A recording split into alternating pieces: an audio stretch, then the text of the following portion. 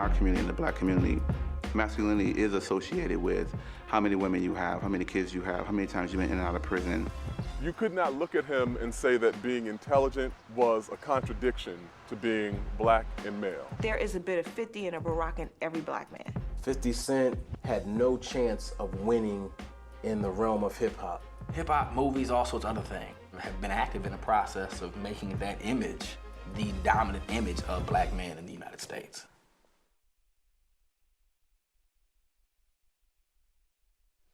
Barack equaled Harvard. Someone like 50 Cent equaled Hood. Hood equaled virility. Harvard equaled impotence. And it made me think about the way manhood had evolved in terms of blackness over a period of time and how dangerous it had become. Gangster rap had begun to shape the definition of black manhood to the degree that it made, certainly I think, middle-class men lose their place in manhood in the eyes of women. Not in a real sense, but in terms of the media image. Because everywhere you went, the image of manhood in every form of creative media came out of that 50 Cent mold. If it wasn't thugged out, then it wasn't manhood.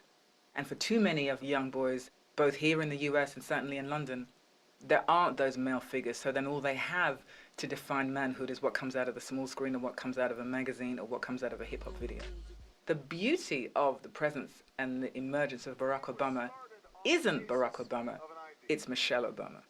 Because in Michelle, for black women, there was an affirmation of their strength could still find them a great guy.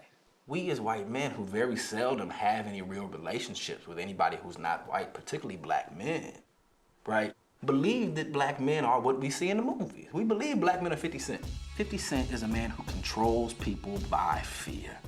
This is a man that we are all supposed to be afraid of. 50 Cent will come up in here and shoot all of us, take all the valuables in the house, take whatever money we have on us, credit cards, cell phones, all of that, right? This is how 50 Cent makes his living. Black gangster masculinity does the work of white supremacist patriarchal capitalism. All it requires in order for you to be promised that you'll get rich is that you're willing to verbally commit black-on-black murder, control black female bodies, all in the name of getting paid. The black gangster masculine figure employs the exact same logic as the people who started the slave trade. I think 50 Cent represents a brand of black masculinity that dates back to the old post-slavery era. During the slavery era, you know, the stereotypes of black men were that we were happy-go-lucky, mostly lazy individuals who really needed the benign tutelage of the slave institution. After slavery, in order to justify the physical violence that would be required to prevent us from exercising our rights, that stereotype changed into the lawless, dangerous buck. That was the idea that was placed on black men. It's almost like a template that they shaded in and said, this is what black men will be now.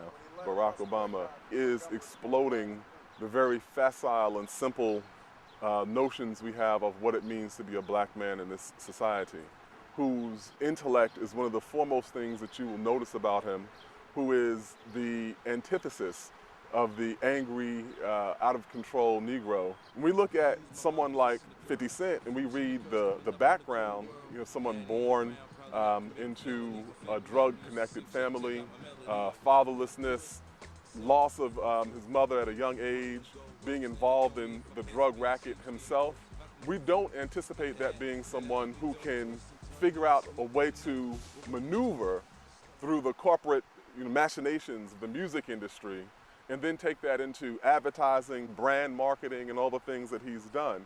And so it's almost a kind of underdog vitality that you see in both of them, because neither of them, by any reasonable stretch, is supposed to be in the position that they're in now.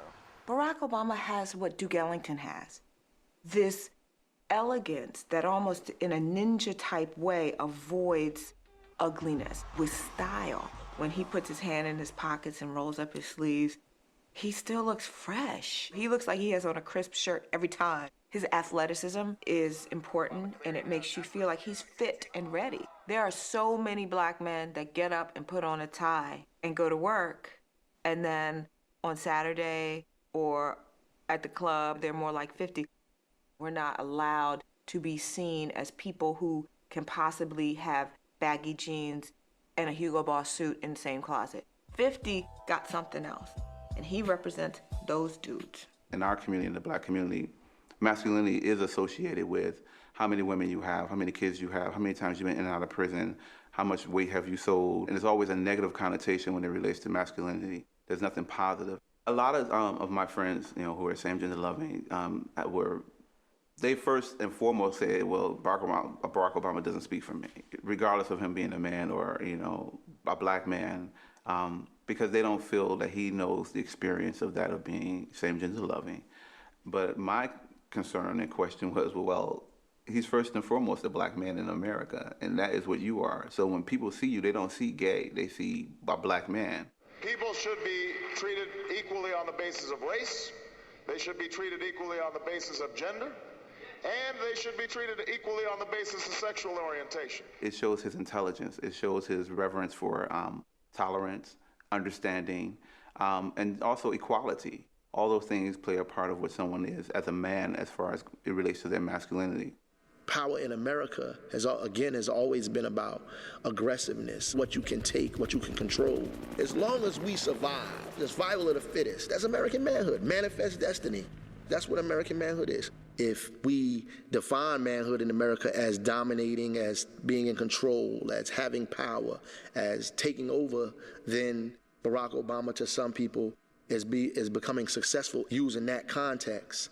But some people may not even agree that that is manhood, period. Barack Obama comes from a different class, a different cultural upbringing than 50 does. He had different things available to him and resources available to him that 50 did not have available to him. To me, if Barack Obama was being a real man, he would continue to maintain who he is. He would continue to love his family. He would continue to hit the fist with Michelle Obama because that's something that they do. He would represent his community, who he is, his ideals, what he feels for real. And he would use his power and resource to take care of the world. And that's what men do. To 50, he's been a part of the people who didn't have for a long period of his life. And the people that are around him have also been that way, where in order to get anything, you have to fight or die or kill to maintain in these communities. He is an image of somebody's imagination of what African-American men are supposed to be. So 50 is probably a whole bunch of different things. I know black men for real. I don't just know them through the movies or through a rap tape. And I know these men to cry, to love their families, to want to be successful, to be afraid, to have every human emotion possible, and to be weak and vulnerable, but at the same time to be dangerous and strong.